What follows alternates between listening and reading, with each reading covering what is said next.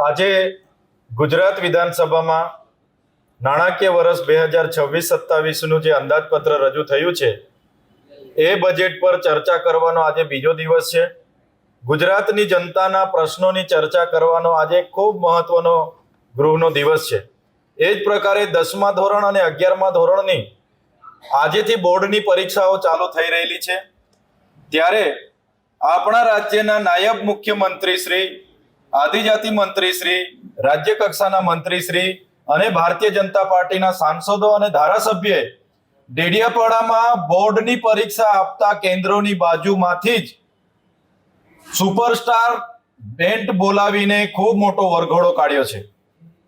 નાયબ મુખ્યમંત્રી, એમના મંત્રીઓને કદાચ બાળકોની ચિંતા હોત તો બોર્ડની પરીક્ષા આપનારા બાળકોના કેન્દ્રની નજીક આજે એ લોકો વરઘોડો નહીં કાઢત, પણ એમણે ત્યાં વરઘોડો કાઢ્યો છે અને બોર્ડ પરીક્ષા આપનારા વિદ્યાર્થીઓને ડિસ્ટર્બ કરવાનું કામ કર્યું છે. ત્યારે મેં આ નાયબ મુખ્યમંત્રી સહિત એમના નેતાઓને, એમની સરકારને કહેવા માંગુ છું, 30 વર્ષથી ગુજરાતમાં તમારી સરકાર છે. જો તમે તમારી સરકારમાં કામ કર્યા હોત તો આજે તમને ડેડિયાપાડામાં વરઘોડા કાઢવાની નોબત નહીં આવત. આજે ડેડિયાપાડામાં માન્ય નરેન્દ્રભાઈ મોદી સાહેબ આવ્યા નવેમ્બરમાં અને એની પછી તરત તમને વરઘોડા કાઢવાની શું જરૂર પડી છે? આજે ગૃહનો દિવસ છે, મહત્વનો દિવસ છે, છતાં જ આદિજાતિ વિસ્તારના એ મંત્રી હોય, આદિજાતિ મંત્રી, રાજ્ય કક્ષાના મંત્રી, એમના ધારાસભ્ય બધા જ ત્યાં છે અને ચૈતર વસાવા વિશે ટીકા ટિપ્પણીઓ કરે છે, ભાષણો કરે છે. જે મનસુખભાઈ વસાવાની તારીફ નાયબ મુખ્યમંત્રીએ કરી હમણાં ભાષણમાં, ત્યારે મંત્રીશ્રીને હું યાદ અપાવું, આ તમારા સાંસદ 60 ટર્મથી સાંસદ છે, એમના પોતાના ગામમાં જવા માટેનો રસ્તો બનાવી નથી શક્યા. એમના ગામ જૂના રાજના રસ્તા માટે મારે ત્યાંથી પદયાત્રા કરવી પડી. સન્માન્ય ગૃહમાં પણ એ મુદ્દો લાવવો પડ્યો.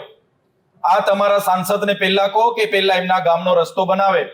જે ગણપત વસાવાની તમે વાત કરો છો, એ ગણપત વસાવા જ્યારે આદિજાતિ મંત્રી હતા ત્યારે જ આદિજાતિઓના ખોટા પ્રમાણપત્ર એમણે મેળાવડા કરીને બિન આદિવાસીઓને આપ્યા છે.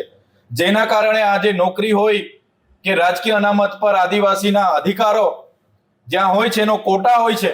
બિન આદિવાસી લાખો લોકો આજે નોકરીઓમાં જોડાઈ ગયા, આજે શિક્ષણમાં જોડાઈ ગયા, આજે ચૂંટણીઓ પણ બિન આદિવાસી લોકો રિઝર્વ બેઠકો પરથી લડે છે. માન્ય મુખ્યમંત્રી, નાયબ મુખ્યમંત્રીને હું કહેવા માંગુ છું, હમણાં થોડા દિવસ પહેલા સન્માન્ય ગૃહમાંથી એવો મને જવાબ આપ્યો કે નર્મદા જિલ્લામાં 11,253 બાળકો કુપોષણથી પીડાય છે. એની નિવારણની વાત તમે કેમ નથી કરતા? નર્મદા ડેમ છે, એક બાજુ ઉકાઈ ડેમ છે, એનું પાણી ડેડિયાપાડાના મળે, એની વાત તમે કેમ નથી કરતા? અમારા ડેડિયાપાડા અને નર્મદા જિલ્લામાં 5,630 ખેડૂતોની જંગલ જમીનોના સનતો પેન્ડિંગ છે, એને આપવાની વાત તમે તે કેમ તમારી ભાષણમાં નહીં કરી? ત્યાં મનરેગામાં ખૂબ મોટું કૌભાંડ થયું અને લોકોને રોજગારી છેલ્લા 2 વર્ષથી નથી મળી. નર્મદા જિલ્લામાં એક જોબ કાર્ડ પર માત્ર 1 વર્ષમાં 18 દિવસની સરેરાશ રોજગારી મળી છે. તો એના માટેની વાત તમે તમારી સ્પીચમાં કેમ કરતા નથી? હમણાં સન્માન્ય ગૃહમાં 3 દિવસ પહેલા મને જવાબ મળ્યો કે નર્મદા જિલ્લામાં 149 શિક્ષકોની ઘટ છે. નર્મદા જિલ્લામાં 145 શાળાઓ એક શિક્ષકથી ચાલે છે. એની વાત તમે તમારા સ્પીચમાં કેમ નથી કરતા? મારે માન્ય નાયબ મુખ્યમંત્રી શ્રીને પૂછવું છે કે જે પણ તમારી સાથેના લોકોએ કૌભાંડો કર્યા છે, બુટલેગરો છે, ધંધા સાથે જોડાયેલા છે, એમને અટકાવવા માટેની તમારી સ્પીચમાં કેમ તમે ભાષણ નથી કરતા? નર્મદા જિલ્લામાં સ્ટેચ્યુ ઓફ યુનિટીમાં જે 6 ગામોના લોકોની જમીનો ગઈ, આજ દિન સુધી વળતર નથી મળ્યું. કરજણમાં જે લોકોની જમીનો ગઈ, વળતર નથી મળ્યું. ઉકાઈના ડેમમાં જે લોકોની જમીનો ગઈ, એમને વળતર નથી મળ્યું. તો તમારી સરકાર 30 વર્ષથી છે, તો કેમ તમે વળતર નથી આપ્યું? એની વાત કેમ તમારી સ્પીચમાં નથી કરી? ત્યારે મારે કહેવાનું છે કે ત્યાં જઈને આજે ચૈતર વસાવાને ત્યાં પ્રતિબંધ છે, એટલે ત્યાં જઈને તમે ચૈતર વસાવા વિશે ટીકા ટિપ્પણી કરો એના કરતા તો લોકોના સમસ્યાનું નિવારણ કઈ રીતે કરવું એ બાબતનું તમે જો ભાષણ કરતા તો ચોક્કસ અમે સ્વાગત કરતા. ધન્યવાદ.